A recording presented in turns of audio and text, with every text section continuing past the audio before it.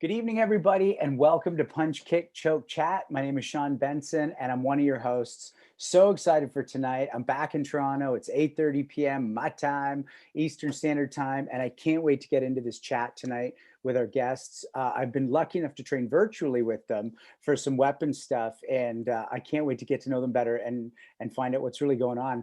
They said something great earlier when we were in the pre-chat about how we've all kind of gotten to know each other, even if we haven't met yet. And we've all become Facebook friends and all that kind of thing. And by we all, I don't just mean our guests tonight. I mean, so many of you watching, and it means the world to us that you keep tuning in and that we just keep building this community. And, COVID, it's all this weird stuff, but we're just pulsing through it as a growing mass of martial artists who have connected. I just love the way you said that. And I'm super excited for that. And I'm also super excited every week to introduce Sensei Nicholas Suino, who is an 8th Dan in Iaido. He's a 6th Dan in Jiu-Jitsu, a 6th Dan in Judo. And we talked about this last week, again, for all the actual hours we've spent in person together, which isn't none, but this online year and a bit has really made us close. And I feel like you're one of the most special people in my life. And I normally like to talk about one of your books, one of the 9 books you've written, or your travels to Japan, or fundamentally the fact you're literally a world-renowned martial artist, both as a swordman and as a judo player. But all I can say tonight is how absolutely sad I am. I didn't know until 5 minutes before this call when I was chatting with Sensei Dauphin that, more border restrictions mean the Crucible is going to be a really tough thing for us. And that actually genuinely hurt, because I found out about some work, and the first thing my girlfriend asked me is, "Oh my God, that means you're going to get to go to Michigan because the dates of the work are later." And I'm so sad about that. So I just want to say that to you, Sensei Suino, is that I'm so looking forward to seeing you the first chance we get, and I'm so sorry it's not going to be in a week. How you doing tonight? Doing good, doing good. Yeah, it was hard news to hear that the U.S. is not going to let Canadians in, other than for essential business. At the soonest, August 21st, we were going to do our Crucible on the 31st of July, and I was super looking forward to it. You guys are important enough to the experience that I am 90% sure I'm going to postpone the event, just because I had it in my head that you guys would be there and you were going to be part of the training. So I haven't decided yet, but I think I probably have decided. I just haven't announced yet. I think we're going to postpone it till sometime in the fall. I really want to make this work.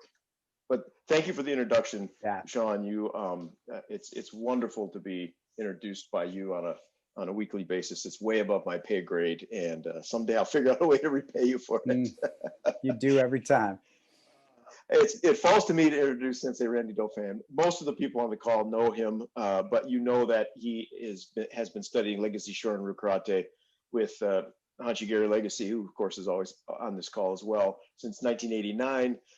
He's a student of Hanshi Legacy's and mine, 7th Dan in Shorin Karate, Yondan of recent vintage in Musoji Kiden Eishinryu under my auspices, and just an exceptional martial artist in every way.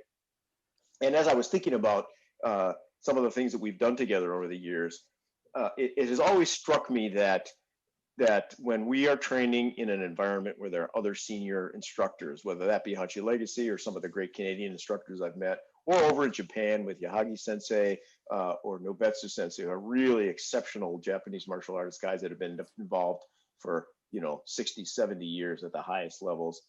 Alain Michaud from France, who came over to my dojo. Every single time when Randy's in the room, there's this recognition by all of the senior instructors that he's a martial artist to be reckoned with.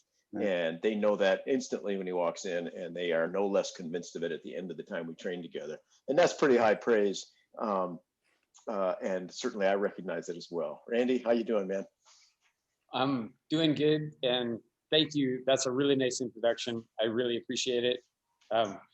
Most of the time, if I've been with you, I've been on the floor with you and Dan Holland, so I'm usually like the number 3 guy they're recognizing. So thanks so much for that. And if I'm with Sensei Legacy, I'm probably like the number 4 or number 5 guy that they're recognizing. But one thing I want to say is I'm happy to be recognized with that group of people. That's the group of people that I want to be recognized with. So thanks so much, Sensei Suino. And yeah, let's talk about the Crucible before you cancel it and figure out if there's something we might not be able to do like in both locations, because while I was super discouraged when I figured that out, I'm still trying to figure out a path forward. And, you know, I'd rather do it in person. If you wanted to reschedule, I'd super support that. But, but if you don't want to reschedule, let's figure out something where we can still keep doing it together somehow. So thank you so much for that, Sensei. Honestly, I miss you. Like, I've seen Sensei Legacy. I've seen Sensei Sean Benson. You're the one that right now that is an important figure in my life who I have not been able to see now for going on 2 years, which is unprecedented in my relationship with one of my instructors. And I just don't like it. It's a very uncomfortable feeling. But doing this show together makes it a little more comfortable. I'll tell everybody that when this idea came up, and I remember we had this meeting and we had this path forward, and I remember saying to Sensei Suino, okay, so we'll plan to do this like in 6 weeks or a month. And he said, absolutely not. We're going to plan to do this next week. Yeah. And then it happened next week. So that's the kind of guy that Sensei Suino is. And I'm really grateful for that. So I am always excited to introduce Hanshi Legacy and our guest of honor. Tonight, it's the guests, plural, of honor. And so for Hanshi Legacy tonight, I'm going to remind everybody that he's a 10th degree black belt and a Hanshi, and he was in Shorin-ryu and Hakutsuru, and he was awarded that by his teacher, Anthony Sandoval. He is also a member of the Canadian Black Belt Hall of Fame. He's an author. And if you want this book, by the way, if you're watching this, please contact me. We can get you a copy. It's not a problem, and you'll value it. Some of the best fighters out there have read it and sent messages in. People like Conroy Copeland have said, like, I learned so much from reading this book. So please, if you want it, don't hesitate to reach out. We'll get you a copy. But in addition to that, he's also been a student of Sensei Harold Warden, legend in Canada and in North America, Sensei Benny Allen, also Sensei Richard Kim, and as I mentioned, Hanshi Anthony Sandoval, and also he has a black belt from Sensei Suino in Iaido. A couple of the things tonight when I was thinking about Sensei Legacy, one thing I want, Sensei Legacy is intensely loyal. If Sensei Legacy says he has your back, he has your back. And you can depend on that at the highest level, more than anybody for me. Like, I tell him all the time, he's my number one call. If I need to call somebody, Sensei Legacy is my number one call, and I totally depend that he's going to be on his way if I call. He lives his life by a code, and unquestionably, he's lived his life by that code for over 50 years. Probably longer. I think he lived his life by that code before he was even a martial artist. Sensei Legacy loves his family, and his family extends beyond his blood. So the people that he considers to be his family, he loves them intensely. Sensei Legacy does what's right, not what's easy. And he's done what's right and not what's easy for over 50 years. Another interesting thing about Sensei Legacy is he thinks about people not just when they're in front of him, but he thinks about the people that are important to him when they're not in front of him. And that was really clear to me. I always knew that, but this week I've received many pictures. He's home with his family, and I've been home with him, with his family, and I've been to many special places. And this week I've received many special pictures from him of just places that we've been together that have brought a flood of memories back to me. So Hanshi Legacy is also a person who epitomizes what it means to be a martial artist. And I don't think only in this time, but in all times. I think he epitomized what it means to be a martial artist. I'm going to leave you with a thought about Sensei Legacy. This whole punch kick. Somebody give me a thumbs up if I'm still here. Yes? Okay, thank you, Sensei. So this punch, kick, choke, chat thing, send me a message if you wouldn't love to hear Sensei Legacy. If you wouldn't like to be in a room with Sensei Legacy while he was having a conversation with Miyamoto Musashi or Jigoro Kano or Sokan Bushi Matsumura. If I could have that, that would be something that I would really like to have, is to be able to sit in a room and listen to Hanshi Legacy talk to Musashi, Kano, or Matsumura. And that's my introduction tonight for Sensei Legacy. And next, I'm going to introduce Mike and Laura Sywyk, who run Eastwind Budo Life Centre in Ottawa. And I'm going to read their mission statement that I found on Facebook, which is they want to help all our students improve focus, concentration, self-esteem, strength, both internal and external, learn a new skill, and increase self-discipline. Sensei Sywyk is a 7th Dan, and Sensei Laura is a 6th Dan in karate, Goju karate. And they're both a 3rd Dan and a 2nd Dan in Kobudo, and they both have Kyoshi licenses. They have extensive training in karate and Kobudo, and they train directly in Okinawa and with many other instructors. They also have extensive training in Shaolin Kung Fu. And I just want to make one note that very recently, Kyoshi Laura, she received her Kyoshi license from the Dai Nippon Butoku Kai, that's not a small feat, and congratulations on that. Thank you. For me, some of the thoughts that come to mind when I think of them, really important, is that they're traditional and they're classical. All the people who host this, we consider ourselves to be traditional martial artists and classical martial artists. And it's nice to have 2 people here tonight that consider themselves to be traditional and classical. I've attended a few seminars now with them virtually, both through World Martial Arts Live and also just their own personal seminars. Robert Schlumsky and I did a Sai seminar with them, and it was so good. One of the things that I find really interestingly is that they have such great chemistry and synergy when they teach together. It's not like they just work so well together. In my mind, I'm not sure. I can only think of Hanshi Burkowski and Kyoshi Manzo. I think that's the only other martial arts couple that I can think of that's higher ranking than the 2 of them.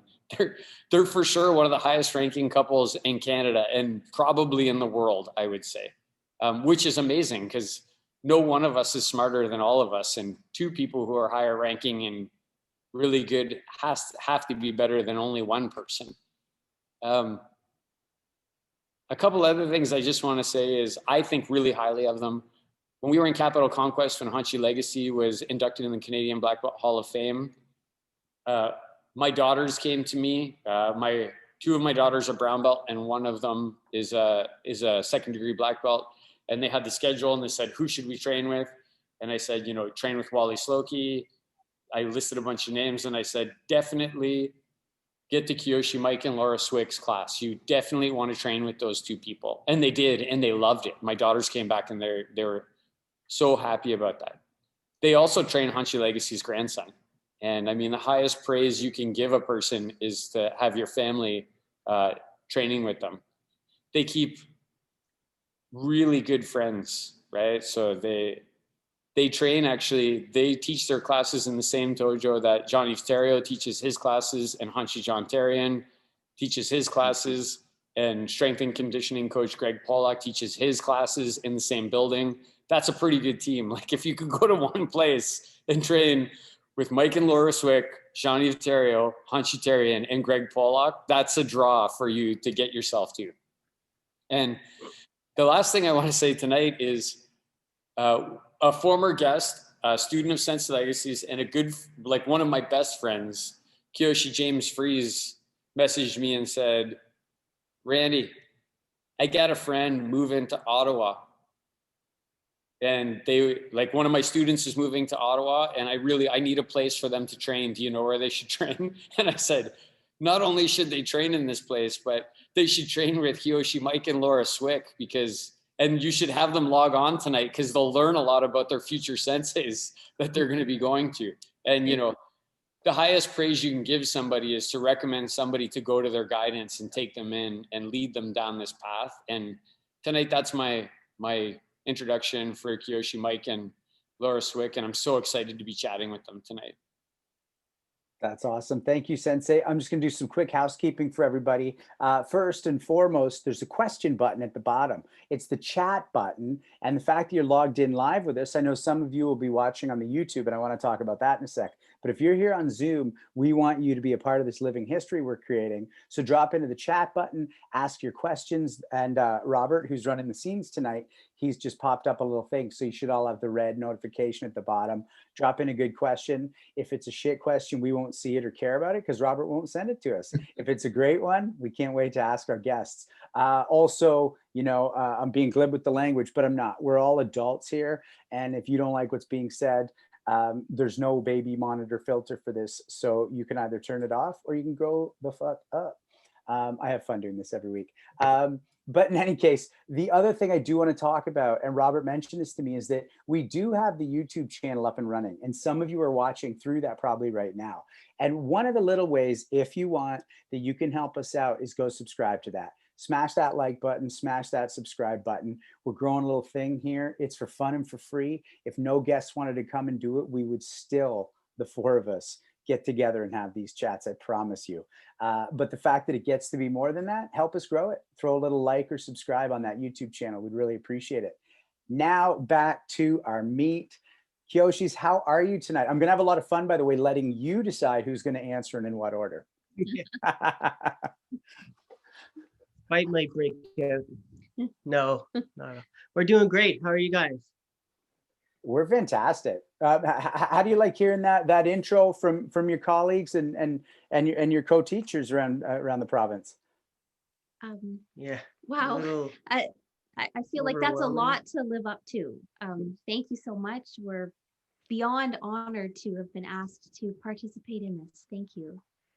Yeah, and kudos to you guys for doing this and you know, documenting history and you know, really the pioneers of martial arts in Canada and the US. And I hear you have some other special guests coming in the near future. So that's the idea, is we're just going to keep this rolling. I don't see any end in sight for us, and we're so happy you're here too. So let's start. I know you've watched some of the episodes. You know I like to start here, which is, you know, let's start with you, Kyoshi Laura. What brought you into your first dojo? What was it like being you growing up leading into that time? And what kept you there? So I started martial arts as a child. And when I was in elementary school, I was very small, very shy. I mean, beyond shy. I probably didn't open my mouth in school until about grade 6. And I was so shy, and I was bullied, and my parents felt they had to do something. And I grew up in a fairly strict home, fairly conservative home. And my father one day said, "Laura, you're joining karate." And I said, "Yes, Dad." And the rest is history. I tried it once without any desire on my part. I had zero interest. It was not something that I'd even in the scope of things I was interested in, but I tried the class and I loved it. I absolutely loved it. Oh. And I never missed a class. And a couple classes later, my dad joined. And then it became something that we did together, which was fantastic. And my dad will always say that I was the one, you know, poking him. "Hey, Dad, get off the couch. It's time to go to karate. Let's go." And then later, my father actually took over the dojo. Really?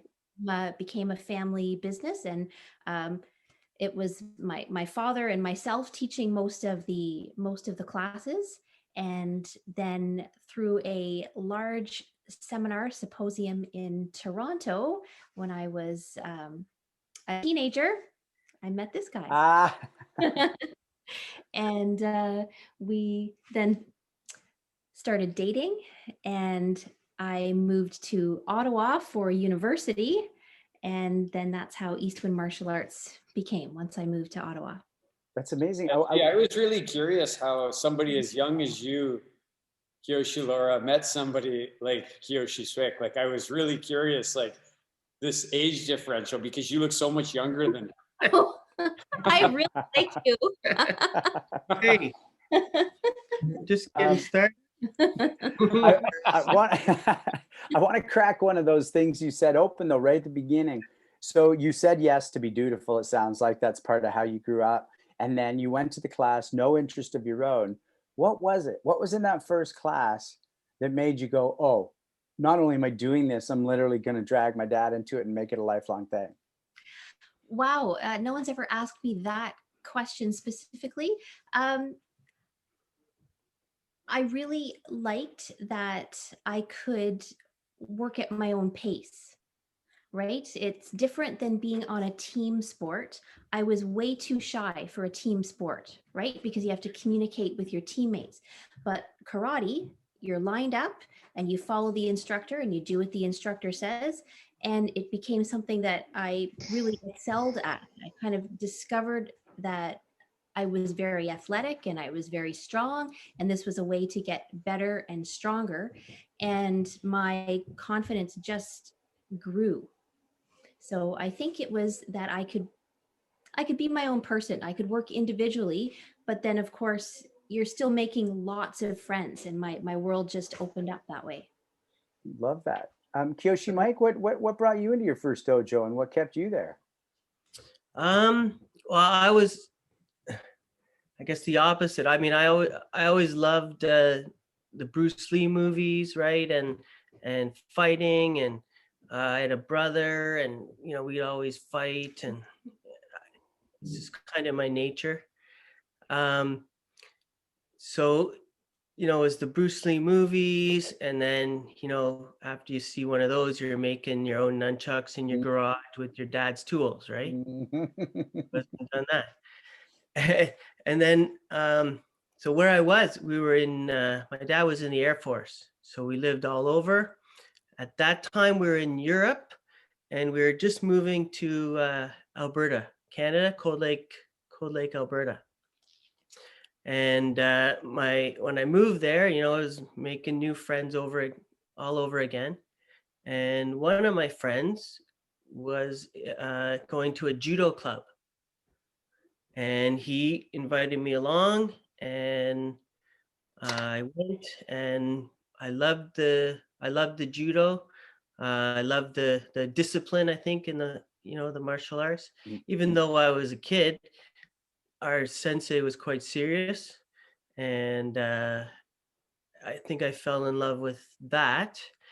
And then my brother, so I did judo for about a year, and then my brother, he went to try a karate class, and I wasn't going to let him learn anything I wasn't learning, so I went with him, and he quit a week later, and I stayed in it. Now it was Shotokan karate.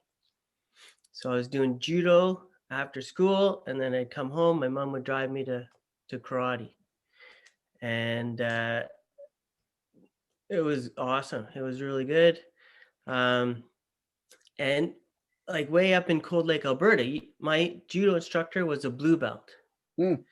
And once in a while, a lady would come in who was a brown belt, and she competed in one of the Olympics.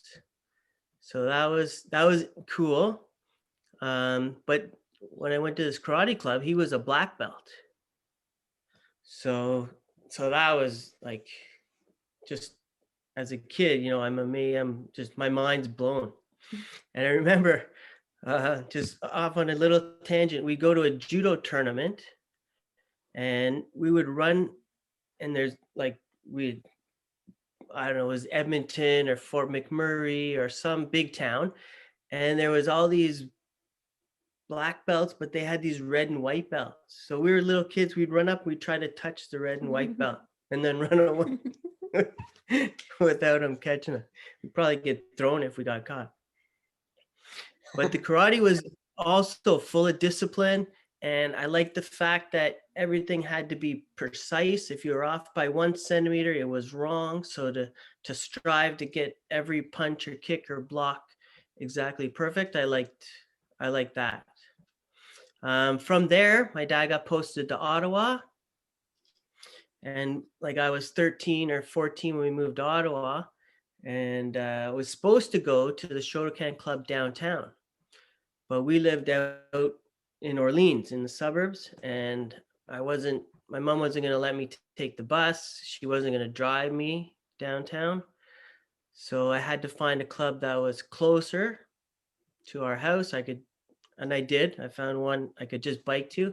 And that was a Chitoru club.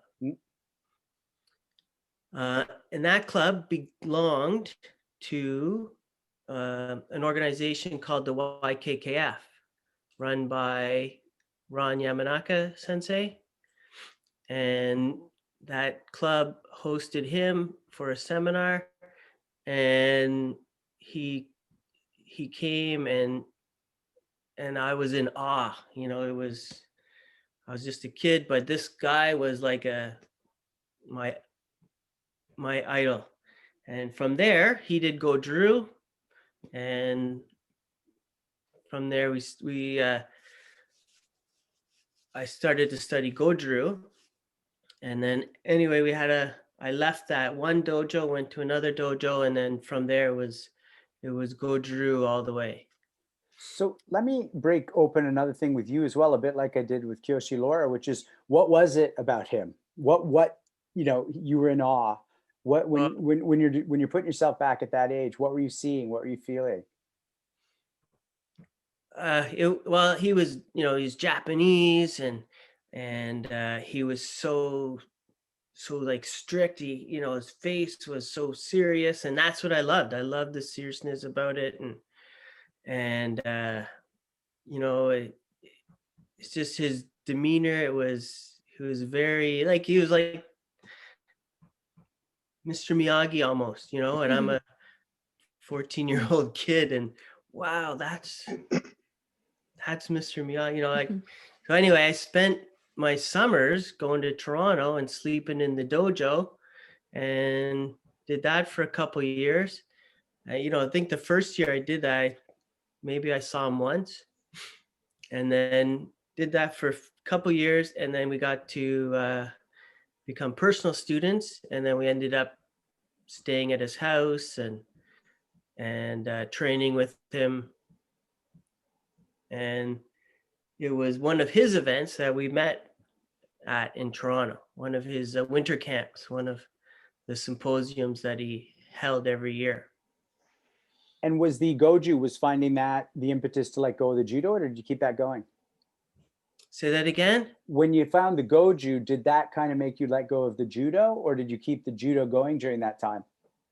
So I had to let it go because, so going back a few years, I was doing judo, karate, and jujitsu all at the same time. And my mom was just going nuts, driving me all over. Plus, Right. plus I had homework. I had to get my homework done. So she said, pick one. So I picked the karate. I thought it was more practical for self-defense. But then when we met Sensei Yamanaka, he also did jujitsu and, a lot of throws, a lot of, we did our break falls and our ukemi, waza. And so with him, he did the Goju, plus he did his jitsu and Shaolin Kung Fu. So he was kind of like the whole package for us. One of the things that keeps coming up for me on this show with the older martial artists who we have on, and I mean, especially, the 9th and 10th dans from the 60s and forward, is how many people were fundamentally cross-training martial arts back then through often a judo and a karate, through a wrestling and, all that kind of thing. And I find that so amazing that so much of our modern day martial arts already has that built in, just through the fact that people in the 60s and 70s were combining those. Sensei Suino, what are your thoughts on that whole, judo was such a way in for so many people that it feels like it underpins a lot of martial arts right now. Yeah, how common a theme that is that we've heard from so many of our guests, that they started in judo and then branched out to some remained in judo. I think it's a great martial art for kids to get into. It builds a really supreme body awareness, and yeah, I think the way judo is taught too. I don't know what other people's experience has been, but my experience in judo is an incredibly open martial art. So it's still to this day. If you know judo, you can go to any any judo dojo on the planet virtually and just jump in and train, and you belong there. And I'll liken it to this. When I first started doing karate a little bit later, that was in the bad old days of you don't train anywhere but here, right? Every other dojo sucks. This is the secret place, and you just train here. And that was a big contrast to my experience in judo, which was, hey, we're having a good time, let's learn, and if you're doing something else, nobody cares. Yeah, I really hear that, and I do find that, because traveling with grappling tends to be much easier than trying to negotiate the language of what do you consider contact when sparring. I mean, that takes years to develop with someone, that trust. So before we jump back to your two's meeting, I just wanted to ask you, what are your thoughts about that in today's MMA climate? We'll start with you, Kyoshi Mike, about that. Like, judo meets karate meets classical martial arts. Like, where do they blend, and where is MMA its own thing? Yeah, I think, well, just from what you're saying there, I think we've been doing mixed martial arts long before it was called mixed martial arts, right? Because people started in judo and then did karate, and then picked up a bow and did some Kobudo and stuff like that. But I think judo and karate pair well together because, judo has the grappling and the throws, whereas although older karate does have that, it's not taught in modern day karate, right? Like a lot of the bunkai for karate katas involve throws and takedowns, but it's not taught. But it is taught right away in judo. So I think it's a good combination to have. And maybe that's why people, maybe they started in judo. Maybe it was, as Sensei Suno was saying, maybe it was easier to enter a judo dojo. They didn't feel as intimidated because it was more open. Then they build up the confidence in judo. They go to the karate dojo. They're a good pair. They're a very good couple together because of the different ranges each one uses. Well, moving around with you, Sensei Suino, I know they're a damn good combo. Jesus. So Kyoshi, Laura, let's jump into some romance here, some martial arts romance. You are a teenager. You're at a seminar. You don't realize you're about to meet your lifelong partner. How does that unfold? And talk about that as much or as little as you like. This is about you and your martial arts, but this is such a wonderful opportunity to talk about both. Well, I was really excited to travel to Toronto to this big symposium. So I was a brown belt. I was 17 from Napanee, so a small town. Show yourself. Now. You don't feel like getting. And I was very excited, and I was taking this trip with my dad. So we were traveling to Toronto. We were going to stay in a hotel, and get to train with, Sensei Yamanaka, of course, was teaching. He had many, many teachers there. He had brought a master over from Japan. He had brought the master from Japan to Napanee for a seminar, and then was hosting him at this big symposium. So I was very excited. That was Kuniyuki Kai Sensei.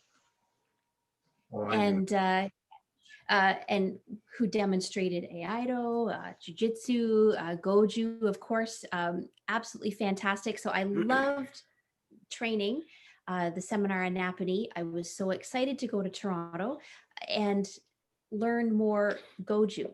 So Master Kai was teaching the kata seipai. and I was a brown belt, and I was there beside my father, and it was my father, myself, Mike, and then the instructor Albert Etier that Mike was training at his dojo. So we were in the front row, and we started to learn this new kata, and it was new for all of us. And I was just tunnel vision with the master. I was very focused. I wanted to learn. I was working hard. But then, sometimes there's some downtime in a seminar. You get a break. So my dad and I are working, and then someone beside you says, "Oh, what did you do after this move?" Right? So then you kind of talk, and I'm not paying any attention to who is talking or asking me a question or anything like that. So at the end of the seminar, my dad and myself and Mike and Albert just all kind of chatting a little bit after the seminar. "Oh, wow, wasn't that fantastic? That was great." And then he looked at me and he just kind of reached out and touched me, and he said, "Can I call you at your hotel room?" And then the blinders went off. It's like, oh wow. So you both had tunnel vision. You both had tunnel. Yeah. Right. Yeah, so I wasn't paying attention to romance, as you said it. I was really tunnel vision on martial arts, and I was like that all through my teenage years. And sometimes I get asked out by somebody else, and they, I'm 15, 16. They say, "Oh, want to go to a movie?" I said, "Sure, you can pick me up at karate after class." And sometimes they wouldn't do that. They were too scared. So I never wanted anybody like that. They're too scared to even come in to a karate dojo to pick me up. And then my dad would tease me at home, saying, and I'd be like, "Oh, Dad, you're going to embarrass me." And he's like, "No, you can date, whatever. They have to come to the house." I'm like, "Oh, no, Dad, you're going to totally embarrass me." He says, "I won't say anything." He said, "I'll just open the door and I'll be wearing my black belt." So I found a black belt. Yeah, but you know what trumps a black belt? A shotgun. I got the shotgun. Like in that closet behind Sensasuino right now, over his right shoulder, there's a shotgun right. Allegedly. Allegedly. So Kyoshi Laura, I want to ask you a question, and I want to go right at something. Here you are, you and your dad are fundamentally going to end up running a club together, and you're in a fundamentally male-dominated art at the time, especially less so these days, but it's always a thing. And was there any part of you that was like, "I don't know if I want to blend my martial arts with another human's martial arts," or was it something that was never an issue? Is that something you had to negotiate for yourself to stay on your own autonomous path? A little bit. I'm very, very fortunate because Mike has always been my biggest champion. So he's never wanted to, I feel like we've never wanted to eclipse each other. We want to support each other. And something one of you said earlier, we're stronger together, right? So that's how we feel, is that we're stronger together. We're not competing with each other. We're traveling this path together. And then of course, coming from different backgrounds, you have to make your way, but we always wanted to do that together. And that was really important to us. Right on. Love that. And then I just want to ask you, and then Kyoshi might chip in as you like, where does that Shaolin Kung Fu fit in? And when you look at the, the online impressions of Shaolin Kung Fu, and the gentleman on the tips of spears, or taking the hits that are real hard with people hoofing them, is that accurate to what you've learned? Is that a bit of showmanship? I'm really curious about that myself. Well, our Shaolin Kung Fu comes from Sigung David Chong in the CKKA. So he's from Toronto, came to Toronto late 50s, started up the CKK in 1962, and we learned the Shaolin system from Sensei Yamanaka. Originally, we started, and then we started to learn, like Sensei would bring in Sigang, David Chong, for seminars, and then we started learning directly from him. The Shaolin Kung Fu was, softer, more flowing, and we found that really helped our karate being less rigid than Japanese karate. The Okinawa karate is a little more fluid, but the Shaolin Kung Fu was even more fluid. So it helped us become more fluid, more relaxed, and that helped our karate. We did demonstrations with Sensei Yamanaka where, he'd put the spear in the throat and the other end on the ground, and he would bend it to touch the ground. We broke boards over our arms and our legs, and palm training. And yeah, all kinds of stuff. it was more showy stuff. I think it was what really kind of like breaking boards in karate. It's not something that you really practice every day, right? That's something that you kind of bring out for a demonstration. Yeah, it's good for demonstration, but we don't train for that.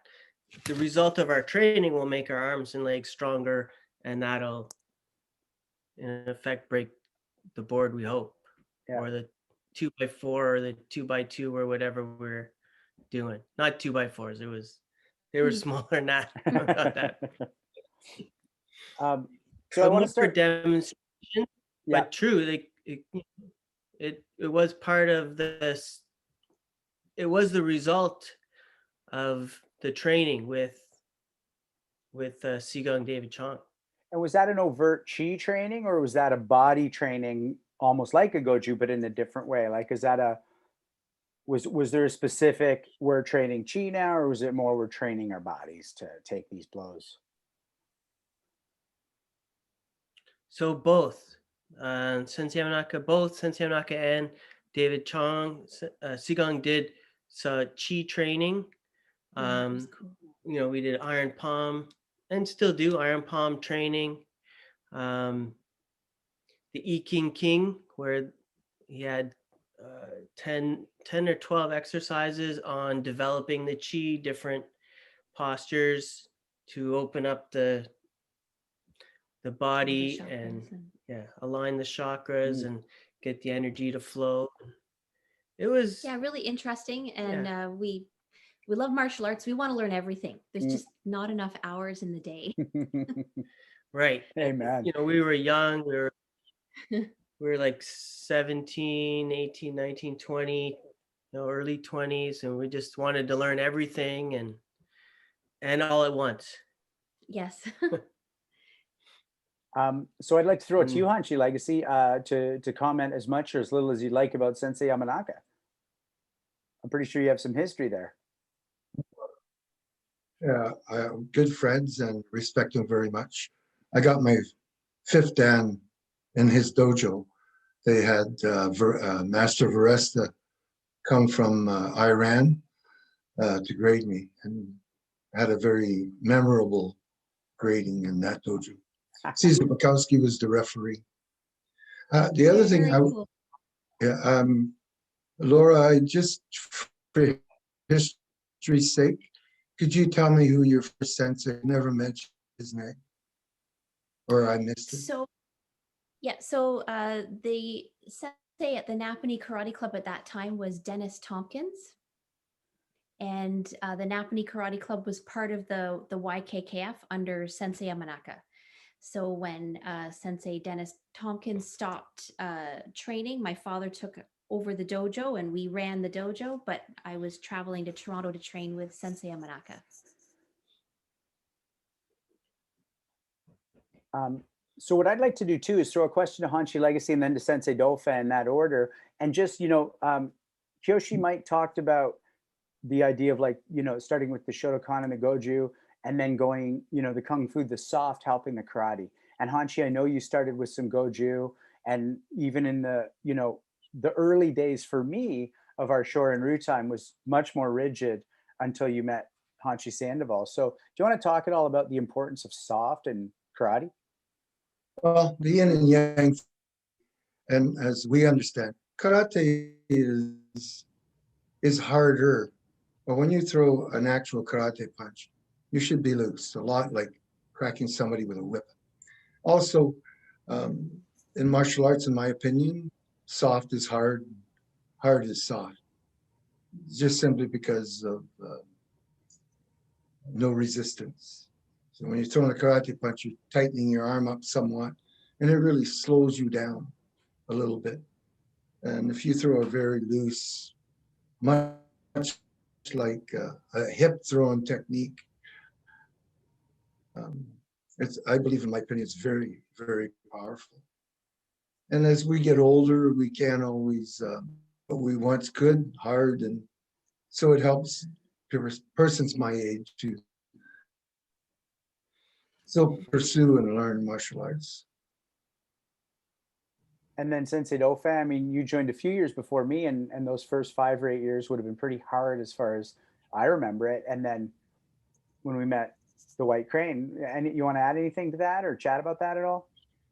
Yeah, my perspective is slightly different, I think, than maybe yours, Sean. Like, when I think of Sensei Legacy, I don't think of a person who, like, traditional Japanese karate that, like, I never watched Sensei Legacy throw a punch like that. And when he describes Benny Allen teaching him, he never describes Benny Allen throwing punches like that. And as a matter of fact, you can find 3 generations of pictures. There's a picture of Benny Allen standing in Sensei Legacy in the dojo where he's standing like this. And I've seen Sensei Legacy stand like that a bunch of times. And you actually took a picture of Sensei Legacy and I fighting once where we were both standing like that. And your arms are not rigid in any way. Sensei Legacy always said, pretend your fist is like a string, your arm is like a string and your fist is attached to it. And you need to use your hip to move that string. No muscle, just relaxed. And if Sensei Legacy, I think if you go back and look at where we talked to him and he talks about Benny Allen hitting him or the 1-inch punches and things like that, it's not a muscular contraction, it's a relaxed type of a shot. Right. And so for me, from the day I walked into the dojo, that's the way I thought punching should be. Not an athletic thing, a relaxed kind of. Well, with no false humility, it took me longer to hear that and listen. By the way, it's already 20 after 9. So that means it is time, my friends, for the 10 questions. Now, we've never done 10 questions with the two of you. So I'm going to say ladies first, unless there's a disagreement over there with rank, and I'll let you two sort that out.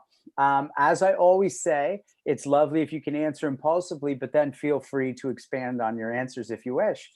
I think this will probably work best if we just do the same question and then both answer before we move on. So let's have some fun with this. Kyoshi Laura, what is the most effective move in your martial arts arsenal? My confidence. I think that's a big part of anything in your life is to be confident. Even sometimes when you don't feel confident, if you act confident, sometimes you get there.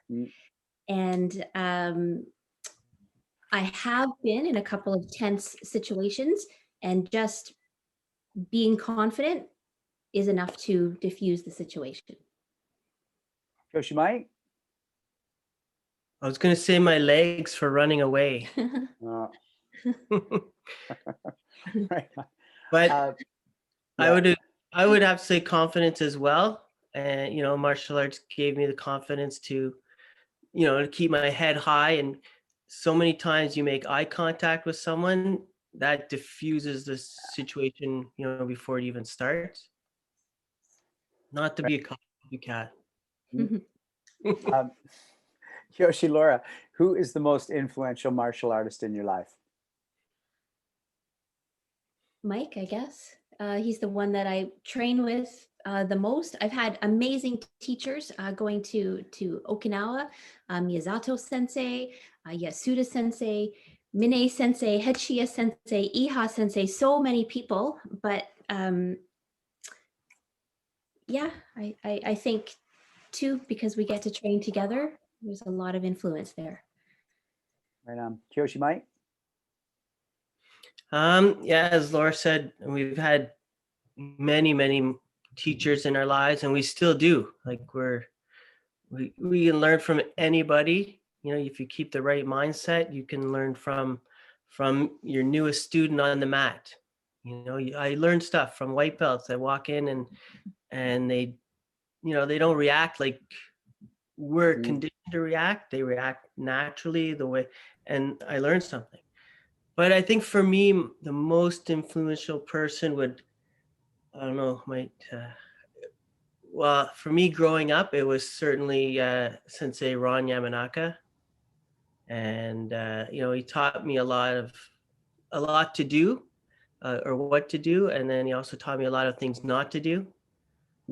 So, but he was you know, when I first met him, I knew I was going to train with him for a long time. And we trained together for over 20 years.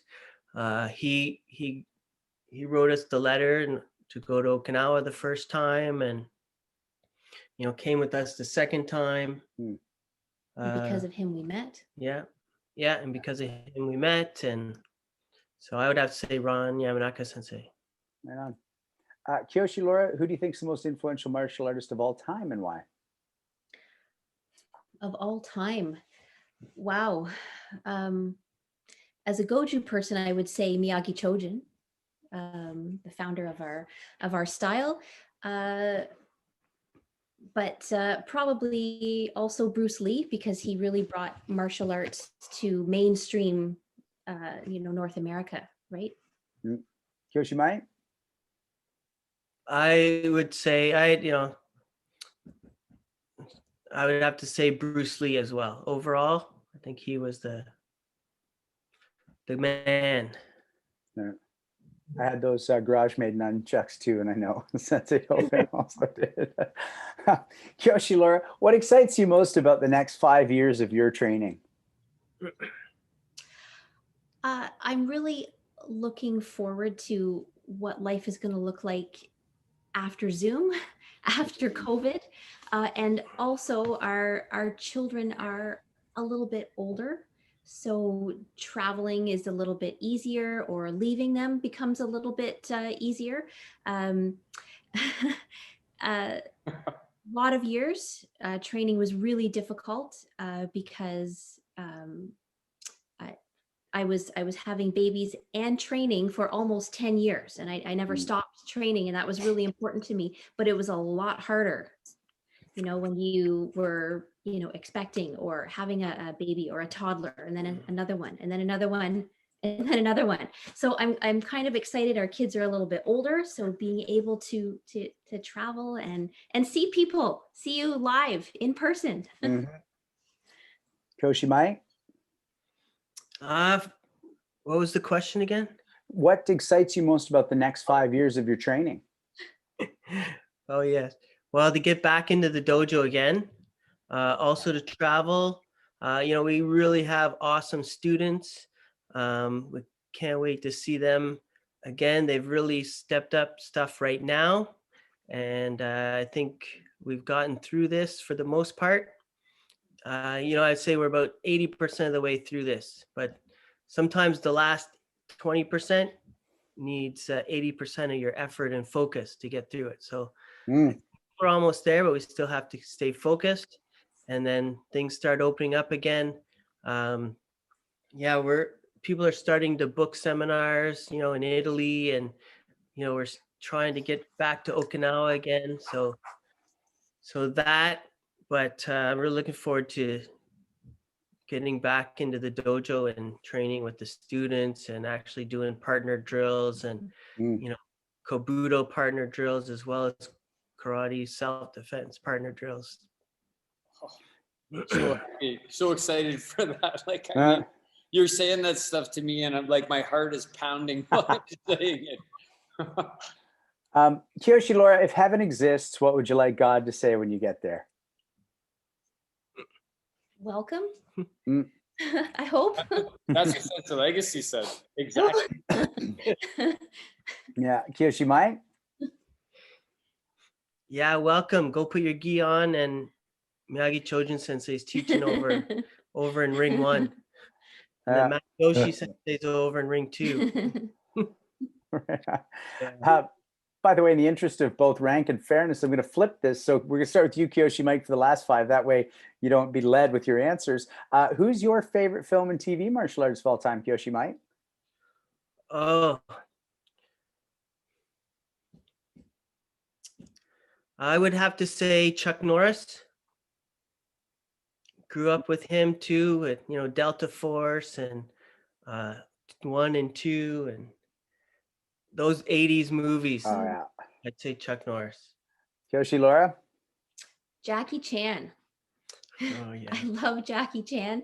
I love the energy, the humor he would bring to the movies, right? So it wasn't always so serious. Yeah. But a lot of humor, but he was fantastic, and he did all the stunts. I have this poster from like 20 years ago, and it shows like every bone that has been broken from all his stunts, right? And it's listed the movie and everything. And then I would go back and watch the movie, and I'd be like, oh yeah, he was actually doing that with a cast with a rubber a glove over his foot, so it looked like a shoe, and he was still running and flipping and kicking and doing all this stuff. So yeah. Oh, I'd love if you posted that poster. That's awesome. Kyoshi Mike, maybe you touched on this, but who's the martial artist you'd want to train with the most, living or dead, in all time? Well, Miyagi Chojun. And can I pick 2? And Matoshi Sensei. I never got to train with Shimpo Matoshi Sensei before he passed away. We've seen him demonstrate in 95 and 97, but never actually got to train with him. So Right on. Kyoshi Laura, who would you like to train with, living or dead? I guess it's the same answers. Right. I really love to train with the founder of Goju. Miyagi Chojun is probably the top of the list, and with Matoshi Sensei, very close second. Kyoshi Mike, if everyone in the world could have the greatest benefit you've gotten from martial arts, whether they train or not, what benefit would you be giving them? Confidence, I think, and perseverance. Stick with things through. We find so many, and you guys too, I'm sure, in the dojo, people will join and they'll try it a couple times, couple classes, and quit. But Hunchi John Terrier says, and I started saying this too, when people join, you need at least 3 months. You join the dojo for 3 months, you will know for sure if it's for you or not. You can't tell in 3 classes. So, and 90% of the time people train and they'll give it a good shot, 3 months, and they'll stick with it. Love that. Kyoshi Laura, the greatest benefit you've gotten that you'd bestow upon everyone, whether they train or not? Well, to love and be enthusiastic at what you love. I love martial arts, and yeah, just to be enthusiastic, to be positive, to be loving. I think the world needs more of that. Love that. I just got some goosebumps. I always say on this show, we're the lucky ones. Whether it's that we do martial arts or not, it's that we found something we love this much. Kyoshi Mike, greatest achievement, greatest regret? I think the greatest achievement is getting to Okinawa.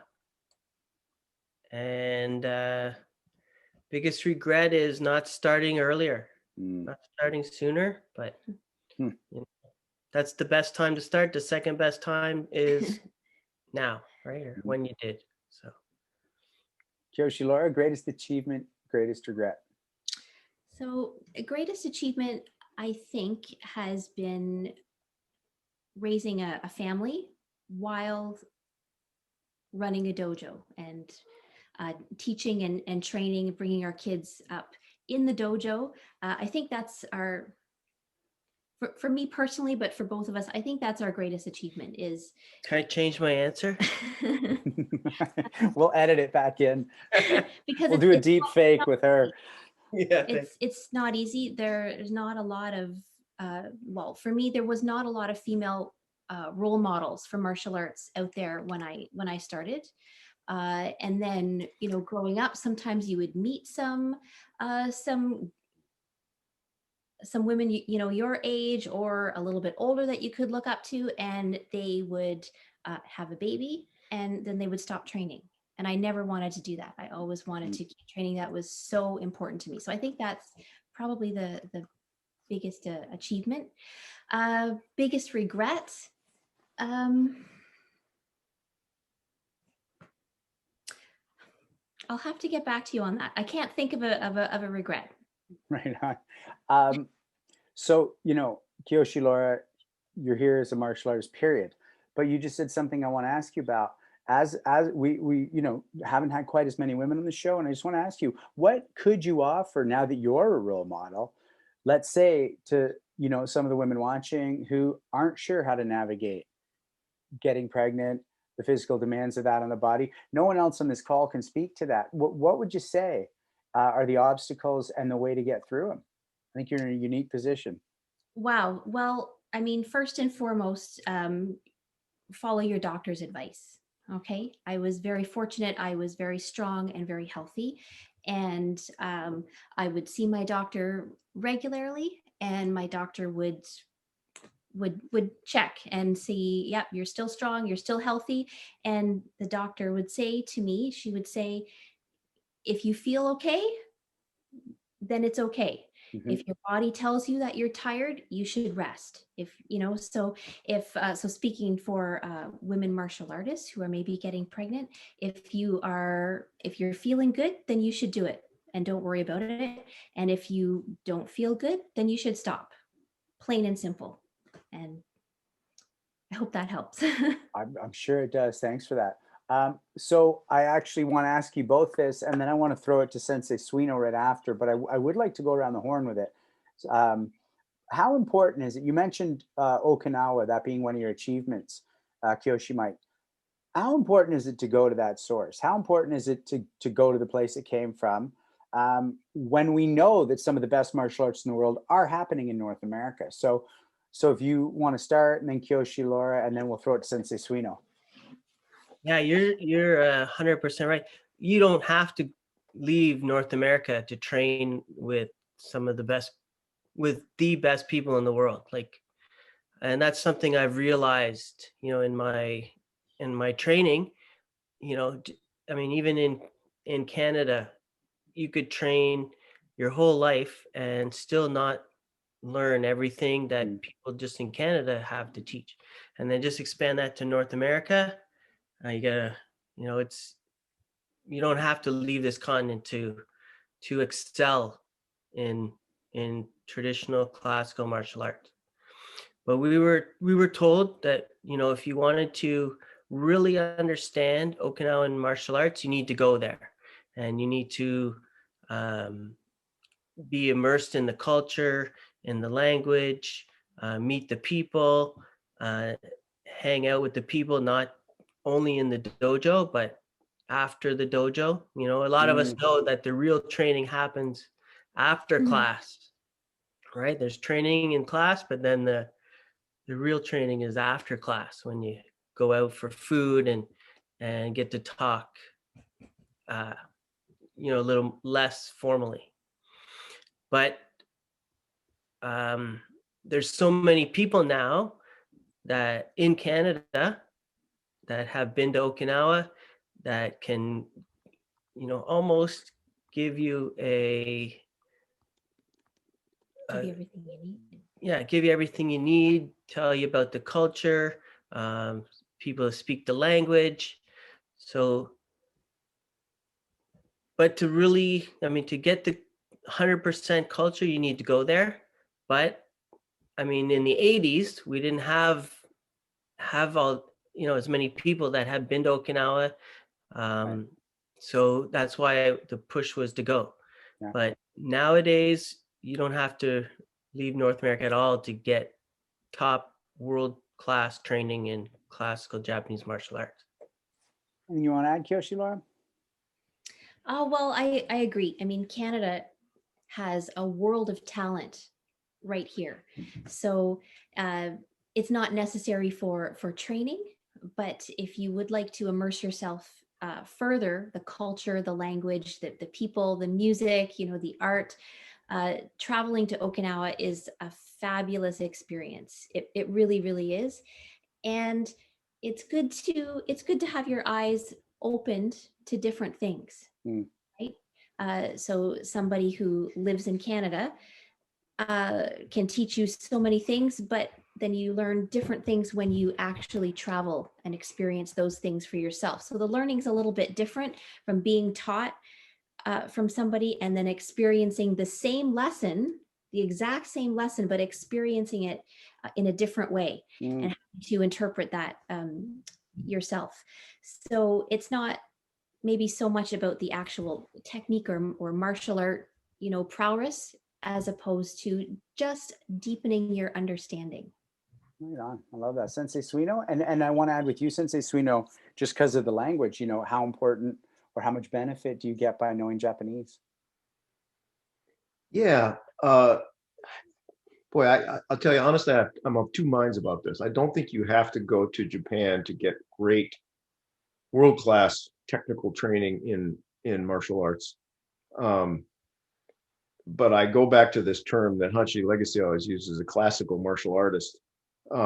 There's a resonance to some of the folks who have been doing it over in Japan or Okinawa for 40, 50, 60 years, who maybe have a long history in their family. There's a level of, they live, eat, sleep, and breathe the culture in a way that maybe North Americans don't. I mean, I don't. I'm a modern American who has been doing martial arts for 53 years. When I met my sword teacher, Yamaguchi Sensei, right? It was transformative because he was not just an incredible swords person. He had the gravity of his position of being in a place of culture that we don't have. So absolutely, there are world-class. There's no question there are world-class martial arts instructors all over North America. But for me, there's still a special part of the apex among some of the best instructors in Japan. I think they still hold a really unique position. Right on. Hanshi Legacy, anything you want to chat about with regards to that? Yes, I think I'd like to follow up on a little bit about learning. We owe a lot to the American military men because they're the ones who actually brought it back to the United States. And the United States is a great resource for us. My sensei was a military person. They brought it all back, partially because of the war. Okay, and I guess I would say that it's your roots, right? It's your roots, and I felt like it was a pilgrimage, going back to see where it all came from. I knelt at Matsumoto's grave with Randy, and I'm choking up a little bit, but that's how I felt about it. If you love karate, you love everything about it. And when I ask my students to bow to the showman, and I explain to them that, you have a sensei, but if these people hadn't sacrificed all their time, you wouldn't have it. So they're a lot like your grandparents. If you explain to younger people, you learn most of your stuff from your parents, but your grandparents have a big role in your life. So to me, it was like a pilgrimage, going back and finding my roots. Love that. And the irony, Hanshi, is you're one of the reasons why someone might not need to go, because the equivalent of you didn't exist in the 70s or 80s. And now somebody will be like, I'm getting it all from him. And it's like, Yep, but you still might want to visit your grandparents. Sensei Dauphin? So on a physical level, I would say you do not need to go. You absolutely do not need to go to Japan. You can stay in Canada. You can go in the United States. You can be in Germany. You could be in Belgium. You could be in England. You could be in France. If you find yourself with Sensei Mashad, you're going to learn amazing karate that you'd be happy in any time in history to learn from him. And you know, Sensei Legacy said this lesson to me a long time ago. He said, if you took 10 people and sprinkled them across the face of the earth and they couldn't have contact with each other, and you asked them all to come up with the 10 best techniques, and then you brought them all back together again, probably 7 or 8 of them would be the exact same techniques. They would probably come up with 7 or 8 of the exact same things. But outside of that, I would say what Sensei Legacy said. I wrote it all down here, and then he just said it, right? So if I could say to you, Sean, I can take you to your 10 generations back to your family member's grave. Would you want to go there? Yeah. In Germany or in Ireland? Would you want to go to that place in Germany or in Ireland? Right now. Right. You'd say, put me on the plane, take me to that place. I want to go where my family member is. All of us have a martial arts history. And when you go to Japan, when I saw Sensei Suino in the Kodokan where Jigoro Kano was, he was where his history had started. When I knelt down with Sensei Legacy at Matsumura's grave, we were where our history started in karate. That's where we went to where our history started, right? Yeah. That's what I think. But I will tell you on a more lighter note, if you want great ramen or sushi, you won't find it anywhere in North America and you won't find it anywhere in Europe. You're going to have to go to Japan to find that. So, right on. You know, just for the viewers, I am the most privileged person on this call because I get to ask questions of my martial arts betters and sit and get goosebumps from their answers. I just want to thank you all for that because I just got reinvigorated in a lot of ways. And that's one of the gifts of, you know, being the primary host through the question asking on this show. So let me throw this to another. How important is it? And if you want to talk about your journeys with it, we'll start with you this time, Kyoshi Laura. Kobudo. You two are both Kobudo masters. I was lucky enough to do that Sai seminar when you offered that through Zoom. That was incredible. I still practice that kata and was lucky enough to be a part of that. And what Sensei Dauphin said is absolutely true. There wasn't just the plain, simple, deep instruction, but there was the synchronicity you both had as partners teaching. How important is the Kobudo in your martial arts, and how important do you generally find it to be for empty-handed practitioners? It's really important. You have an expression about Kobudo being the older.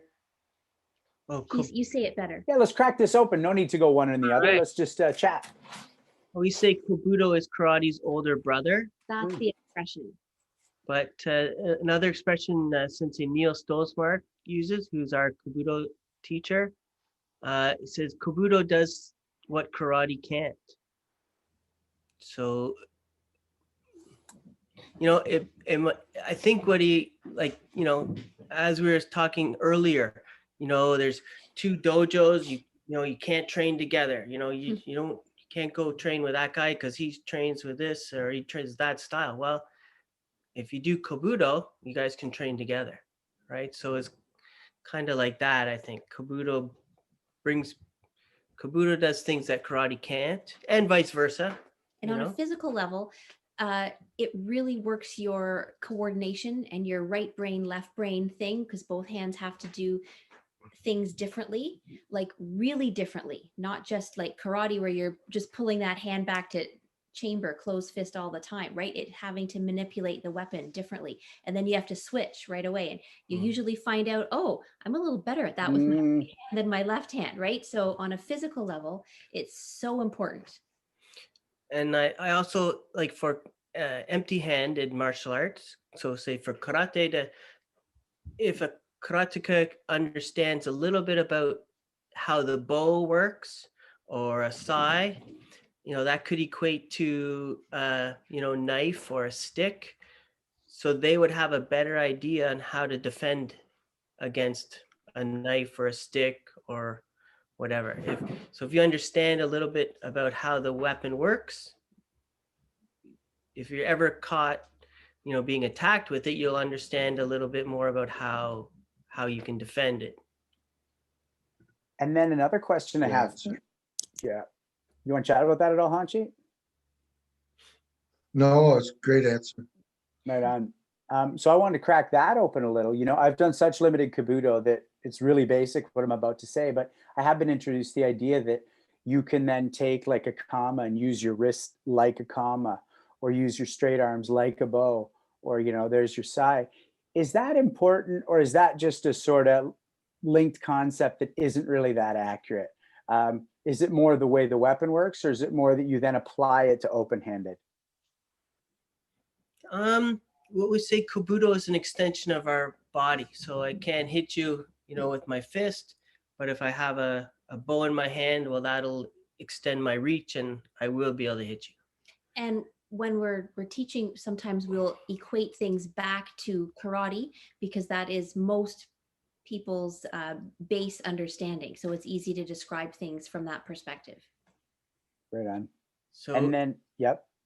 Yep, but there are some examples of, hooking with your wrist, like a kama or like the teko or something like that as well, that if you have a little knowledge of that, and you could apply it in your empty-handed art. But a lot of the movements we do in Kobudo are exactly the same gross motor movement that we would do in karate. Right on.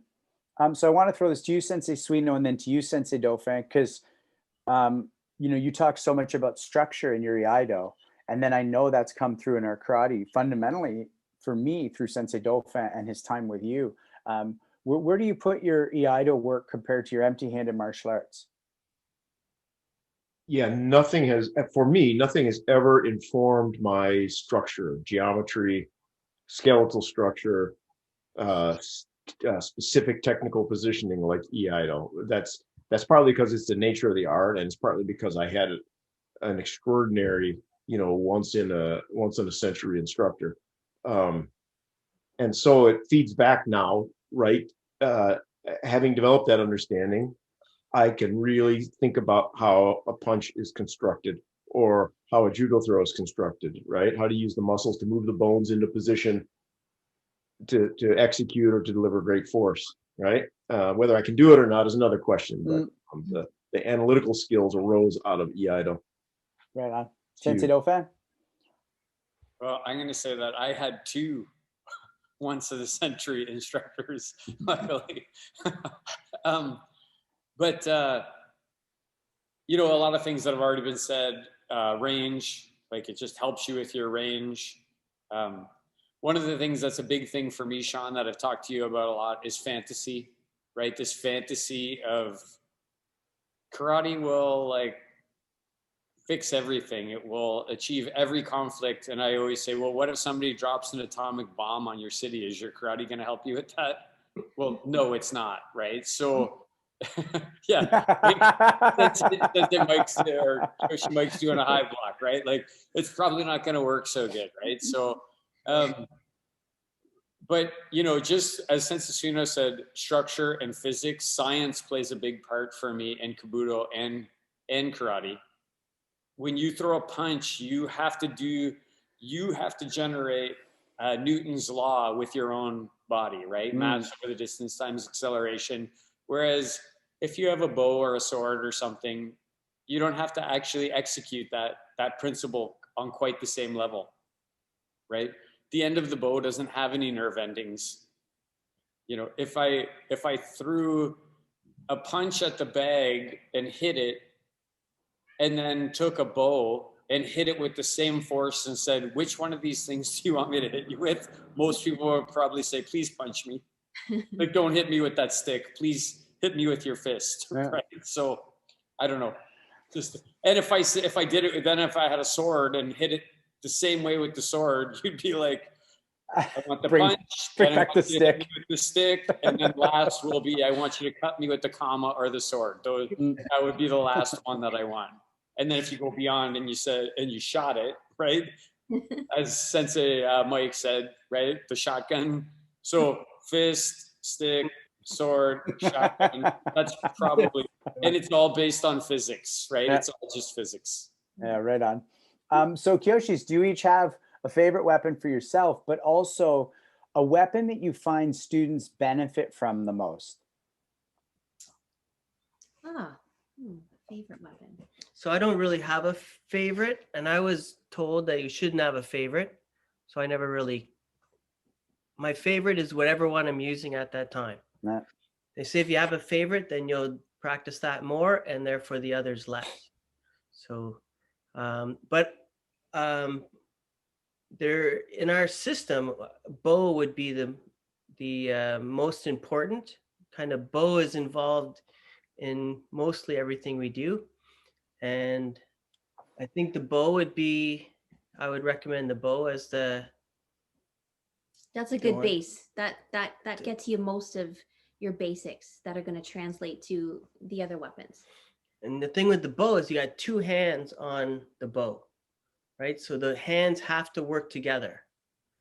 And in karate, we have our arms working separately together, but different. With the bow, both hands are on the bow, and both hands have to move together. So that some people find that a little harder than say you're using two sais or two kama, because now they can move independently of each other. Whereas with the bow, it's a little harder. Yeah, I agree. And, Sensei Dauphin, gave that wonderful introduction and talked a bit, but, we don't have a ton of time left. I'd love to just have you talk about your style and your school in terms of your style, being what you fundamentally created with the blend of those styles and what you were given by Sensei Yamanaka. And even just the fact that as a kid, you're traveling so much, getting all that different stuff. So do you want to talk about that at all? What you call your exact style and what you would describe it as? And yeah, well, I mean, we're really proud of the dojo and the members, especially, what we've gone through. The people have really persevered, and and everybody that's trained with us for the last 18 months have learned new katas, have gotten better at old katas, have maybe learned new weapons training. So like they're progressing well, maybe not as well as if we're in the dojo face to face, but everybody's still really progressing. With the two of us, the teaching where one could face the same way as the students and the other one faces the camera really helps. Yeah, that's super important because some people work better if you're looking at them, and then some people work better and learn better if you're doing it at the same direction as they are. So this way we can teach both styles of learning at the same time. Right. Yes. But we're really happy with the dojo. We're in our 26th year. Our two main styles are Okinawan Goju, Jundokan lineage, and Matyoshi Kobudo, as taught through the OKDR, which is Sensei Neil's organization, the Okinawan Kobudo Doshiren Sekai. And originally we, I think as most people, like when you started training, we would learn a Kobudo kata from a seminar and bring that back to the dojo, and then we learn another kata from another seminar and bring that back, and it was very eclectic. And but now, again, with so many people going to Okinawa and just in North America, we have the privilege of learning from them, and we are able to focus on Matyoshi Kobudo. We always kind of did it. And learn the whole system, right? Not just a kata that you pick up at a seminar, but all of the basic techniques, all of the partner exercises, right? Everything that goes with it, not just learning a kata for 2 hours at a seminar. Right.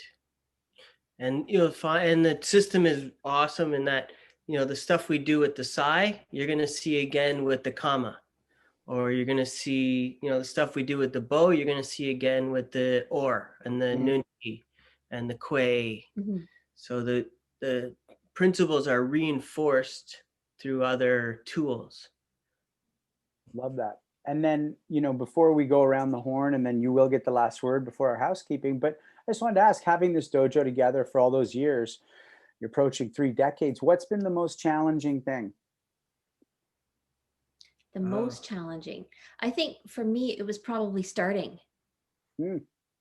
That was the most challenging thing.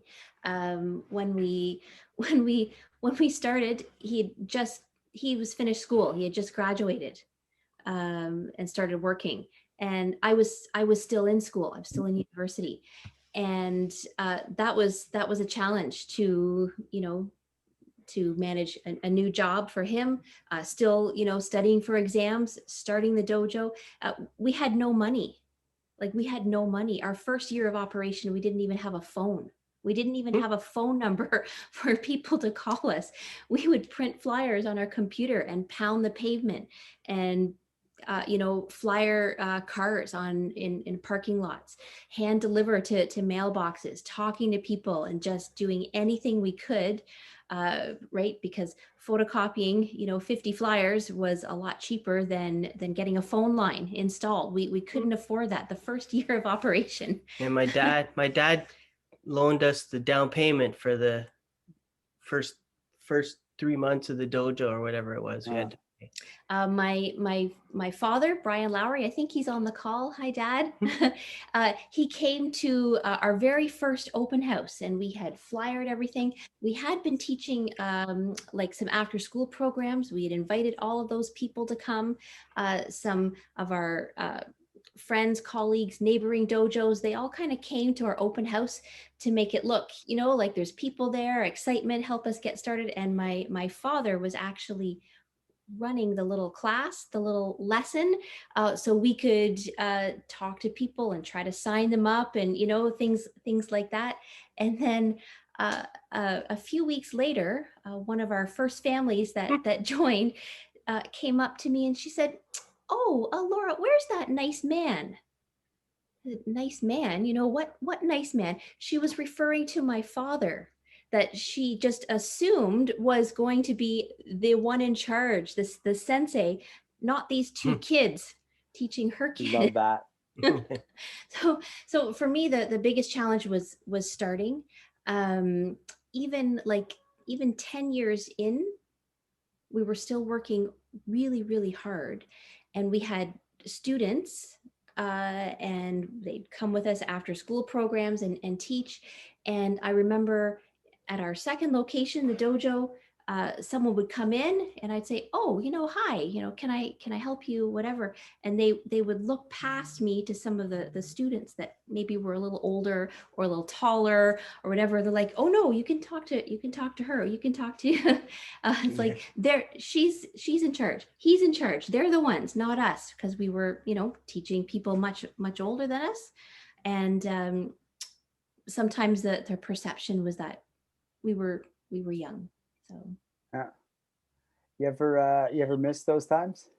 You miss those early days of no phone and Yeah. Sometimes, yes. Maybe sometimes. Yeah. It was an exciting time for sure. Yeah. No, I just know sometimes, I this isn't about me or my career, but sometimes the struggling actor one day goes, "I kind of miss that." There was something really fun and exciting about the period before you knew it was going to work. And I hear that when you two describe that, it makes me smile. No. Anything you want to add to that, Kyoshi Mike, or does that sound about right to you too? No, that sounds good.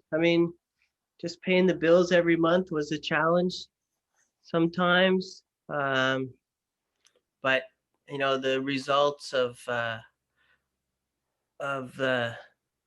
the dojo far outweigh the challenges. Just like to thank our families and our students that have been with us all these years for believing in us, and our teachers and encouraging us and sticking with us, all of these years, and through COVID and Zoom. It's been crazy. Right on. Well, Sensei Sween was going to make me pay for asking that question, but I'm so excited I did because it took us past 10, but I love that answer and I really appreciate you sharing that.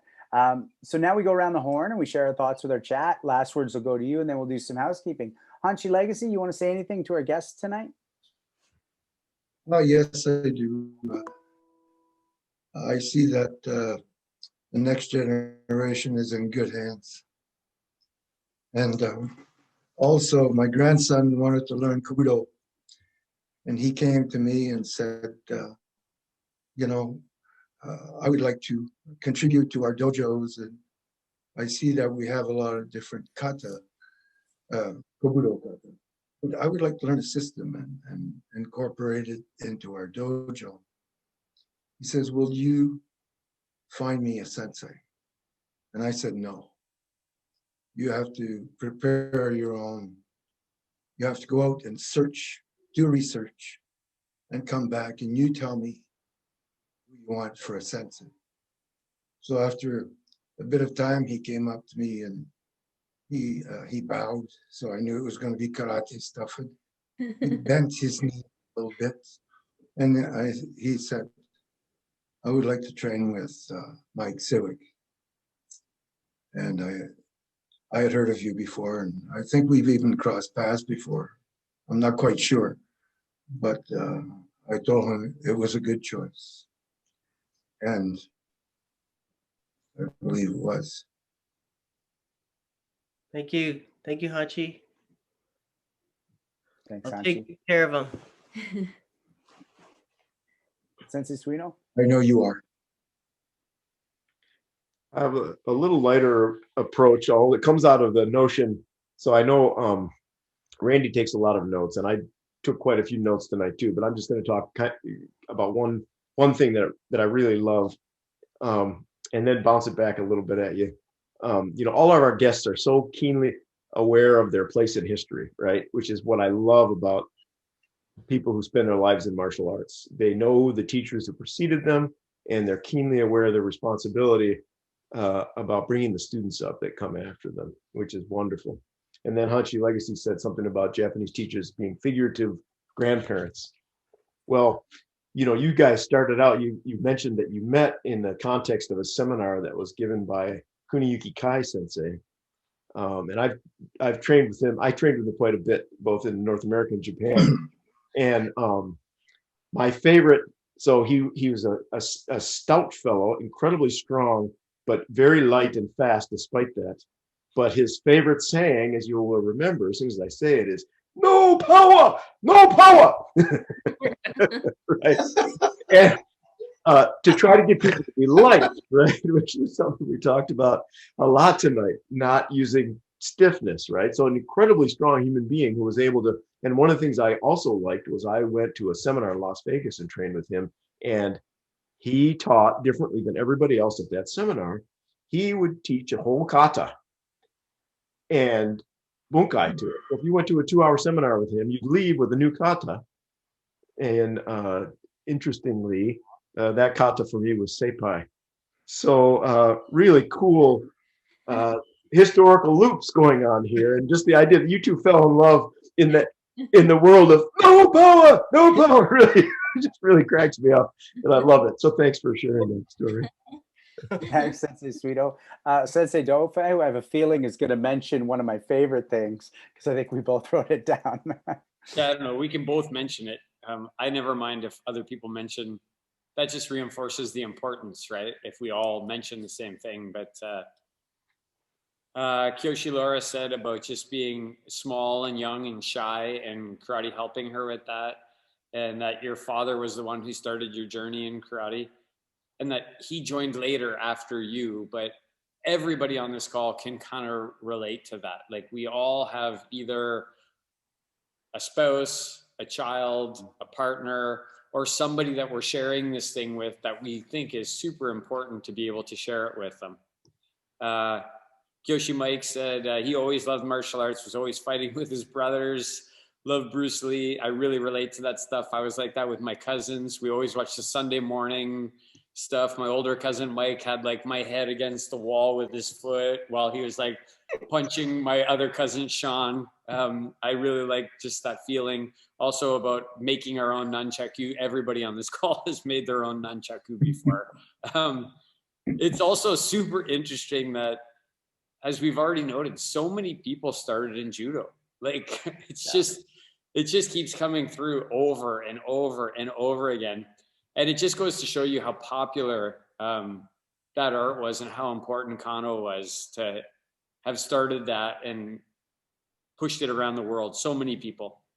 It's a good image to think of you, Kyoshi Mike, trying to touch the red and white belt and running away. I remember standing with Sensei Legacy and this little kid being between us. And Sensei Legacy looked at him and said, "Can I help you with something?" And he looked up at us and said, "I just like talking to you." Right? Like that was his response. "I just like talking to you guys," right? And so when you said about being a little kid and trying to touch the red and white belt, but I really like that you said that what you fell in love with was the precision of karate, like the precision of doing it right. A bunch of us can relate to that too. I liked hearing Sensei Yamanaka's name mentioned a lot tonight. That's a name that I've heard a lot in my martial arts. Again, like Sensei Suino said, that Sensei Yamanaka brought you guys together, and it was the Kata Seipai. I mean, if I didn't meet Sensei Legacy, I wouldn't have the kids that I have. I wouldn't have the partner that I have right now. And my life would just not be the same if it wasn't for a different person introducing me to that. And I'm happy that Sensei Yamanaka did that for the two of you. In the 10 questions, Kyoshi Laura, confidence, that keeps coming up over and over again, but it's never come up as a weapon before. And I actually think it is. Like when you said confidence is my weapon, I'm like, of course it is. Like I mean, when you're confident and somebody thinks they want to do something to you and you look at them and they're like, "I changed my mind," right? Like that's being confident is the thing that gives you that. And then Kyoshi Mike, you even said confidence and eye contact, right? So you just kind of reinforce that even a little more. Bruce Lee keeps coming up over and over again. It was nice to hear both of you talk about it. Him,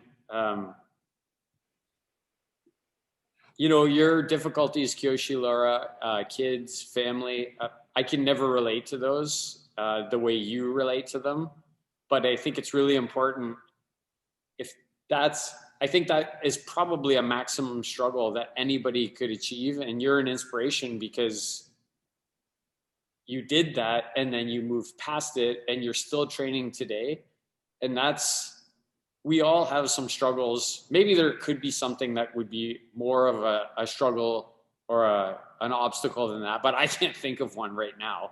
So that's really important for people to hear that. You know, Kyoshi Mike, you said this, and I'm going to write this on my board. The last 20% requires 80% of the effort. Right? That is so true, right? And we are in the last 20%, and it's only the people like us that are going to be willing to extend the last 80% of our effort for that 20%. Kyoshi Laura, be enthusiastic and love what you do. Like that answer is so good, and that's so true. If you're enthusiastic and you love what you do, work isn't work when you're having fun, right? Like, I mean, we talked about this a little bit. Sean sent it around the horn, but I like that idea of Kobudo does what karate can't. Karate does what Kobudo can't. Karate does what this thing can't. Like, just keeping everything in its place and what it can actually do and what it does for you and what it can be applied to is really good. You know, I like what you said, Kyoshi Mike, when you said, my favorite weapon is the one I have in my hands. Or the one I don't have in my hands. Like now is the time, right? So if that's what I thought, when you said that, now is the most important time. Right. Yes.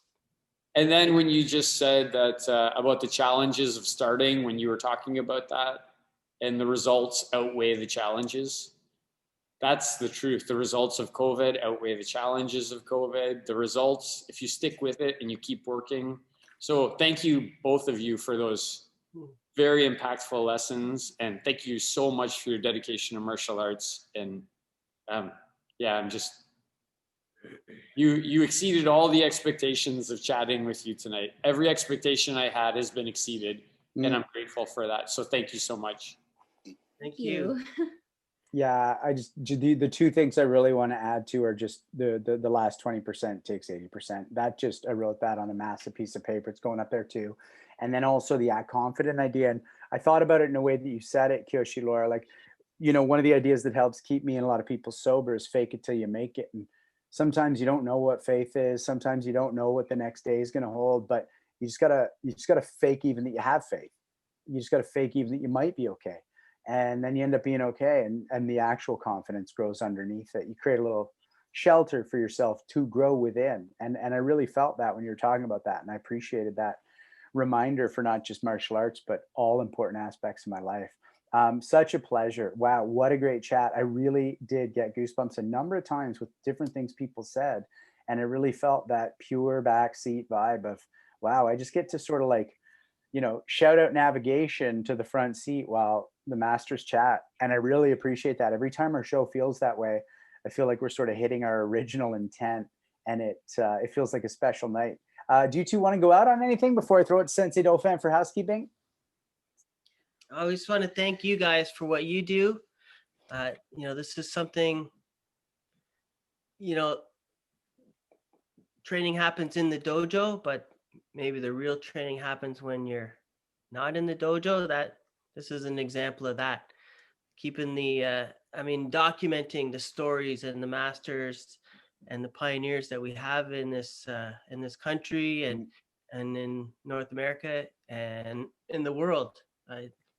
Yes, I love what you said about history, right? And that's one thing we like about your show is that we're finding out other people's story. And I think that's really important, not just an accomplishment. I won this at this time or got this rank, but their story is so interesting. And it's funny to see how so many of us are connected in different ways. With judo or the kata seipai or something like that, right? It's very interesting, and I learned a lot tonight too. Thanks so much for that. That is so much what we are trying to do. You know, anybody can look up a year on Google or Wikipedia, but to know what something felt or smelt like, we're lucky enough to be able to ask the people, and that includes you. Sensei Dauphin, tell us what's coming up. So next week we're off. The worst week of every 4 weeks is the week that we're not here. We always are like, we need to take 1 week off. And then we're like, on that Thursday, we're all messaging you. Going, like, why in the hell did we decide that we needed to take this week off? But anyway, so we're off on Thursday. And then we're coming back after next Thursday with a host chat, which I just always like it. They're just a blast. They're just super fun. Mostly I like it because we get to talk to each other, but also because we get to turn people's cameras on. I hope Kyoshi Mike and Kyoshi Laura come back, ask a question. Let's chat again, like when we do the host chat. It's the chance for everybody to get in there and get their question in and share their view, which we all learn from. But then we have Shihan Bill Adams from Buffalo, New York, longtime friend of Hanshi Legacies. Ishinryu karate practitioner, high ranking, really, really good at Kobudo, also a Chinese Tai Chi, and just an awesome man personally. Like I've known him like as long as I've been in martial arts, which is 33 years. And then we also have Sensei Fumio Demura, and I'm not going to pontificate about him too much. If you're on the call and you don't know who Sensei Demura is, then again, don't join us and you're a loss. Right.